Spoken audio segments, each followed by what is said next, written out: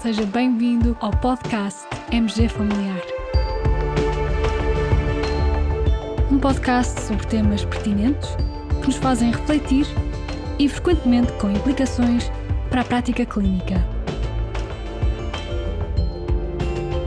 E damos as boas-vindas ao nosso anfitrião, professor Carlos Martins.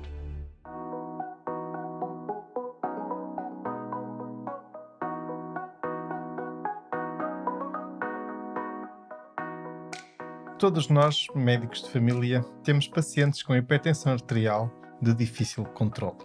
Pacientes em que o problema não é a falta de atenção da nossa parte, nem sequer a falta de adesão terapêutica por parte do paciente, mas pacientes que não toleram os efeitos adversos dos antihipertensores.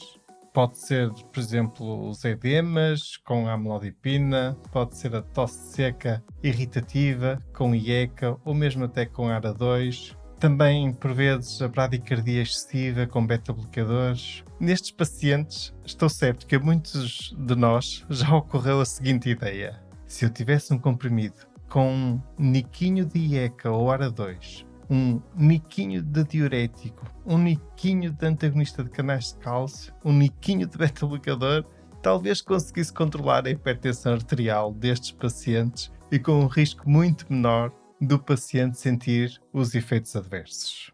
E não é que há dias me passou pela frente um estudo elaborado por um grupo de investigadores da Austrália que usou precisamente um comprimido composto por 4 fármacos antihipertensores com 1/4 da dose padrão.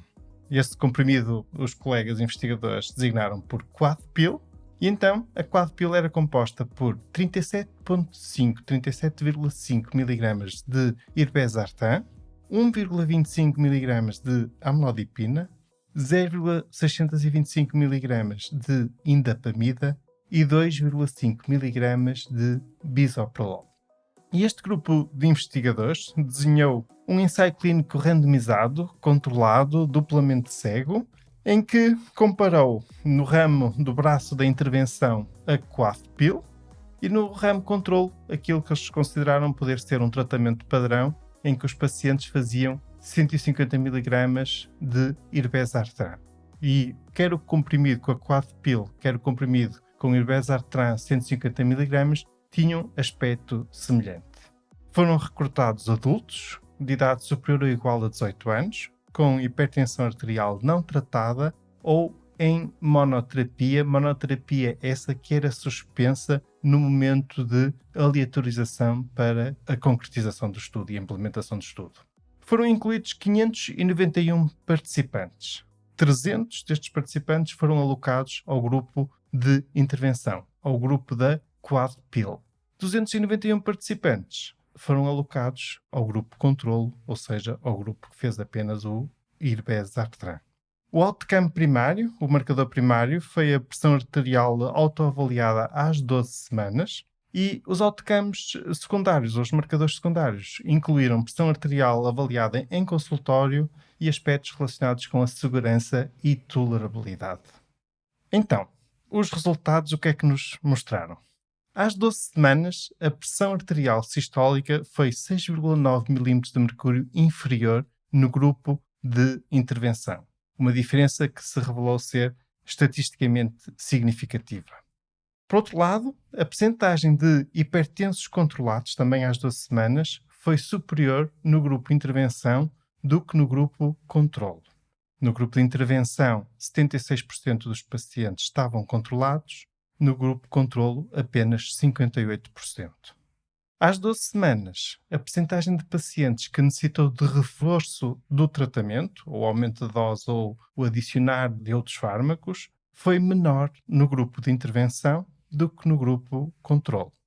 Houve um grupo de pacientes, no fundo um subgrupo, que no final das 12 semanas foi convidado para manter o follow-up do estudo. E esse follow-up foi feito até às 52 semanas, ou seja, 52 semanas equivale a dizer 1 ano. Então, ao fim de 1 ano, nesse grupo de pacientes que foi seguido por esse período, também se confirmou o melhor controle da pressão arterial no grupo da Quadpil, quando comparado com o grupo controle. Por outro lado, não se verificou uma diferença estatisticamente significativa no número de doentes que teve de suspender a medicação relacionada com os efeitos adversos, embora bradicardia, hipotensão e tonturas tivessem sido mais frequentes no grupo intervenção do que no grupo controle. Então, em jeito de comentário final, este estudo é interessante, no fundo é pertinente nós olharmos para esta inovação, este caráter de inovação. Eu usei a palavra niquinho como em jeito de brincadeira, mas no fundo era isso, era um comprimido de niquinhos, de vários fármacos, de vários princípios ativos. Contudo, do ponto de vista pragmático, ainda não há aqui muito que se possa retirar para a nossa prática clínica. Por um lado, este fármaco, esta 4-pill, não está ainda disponível em Portugal, mas por outro lado, este estudo não é um POEM. No fundo, estamos aqui perante um Disease Oriented Evidence, ou seja, um estudo que nos dá evidência orientada para a doença, para o controle da pressão arterial, quando nós sabemos que o importante é que o tratamento da hipertensão arterial permita diminuir o risco de morrer e de ter eventos cardiovasculares major. E para isso nós precisaríamos de um estudo tipo POEM, de um estudo com evidência orientada para o paciente e com marcadores relevantes para o paciente. Patient Oriented Evidence That Matters. Por outro lado, também temos aqui um problema com o controle usado. Não sabemos se o resultado seria o mesmo se, em vez do irbesartan, tivesse sido usada, por exemplo, a amlodipina, que em algumas guidelines é considerada para certos pacientes e certos grupos etários como a primeira opção terapêutica, ou até outros fármacos como tratamento. Portanto, também subsiste aqui alguma dúvida nesse campo. Por outro lado, também nós sabemos que o tempo deste estudo, mesmo naquele subgrupo que foi cerca de 1 ano, é relativamente curto. Seria importante ter um estudo deste género que avaliasse então marcadores orientados para o paciente e que decorresse por um período mais prolongado, para avaliarmos a segurança por um período mais prolongado do tratamento. É verdade que se verificou um melhor controle da pressão arterial no grupo que fez a 4-pill, mas também não se verificou aquela melhoria dos efeitos adversos, até pelo contrário, ou seja, aquela ideia de que o comprimido dos niquinhos poderia ser mais seguro não foi confirmada. Foi sim mais eficaz no controle da pressão arterial e foi até mais rápido na obtenção desse controle da pressão arterial, como podereis verificar depois no estudo original.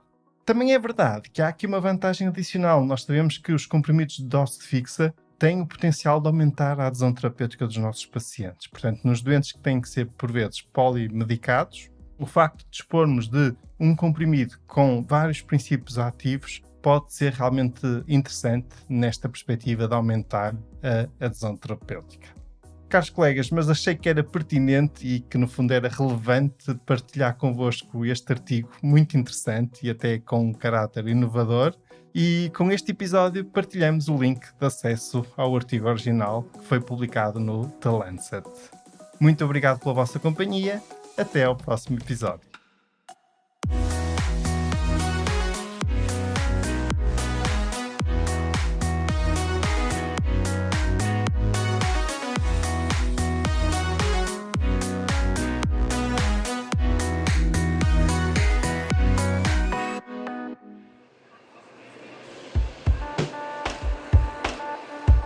Terminamos assim esta edição do podcast MG Familiar.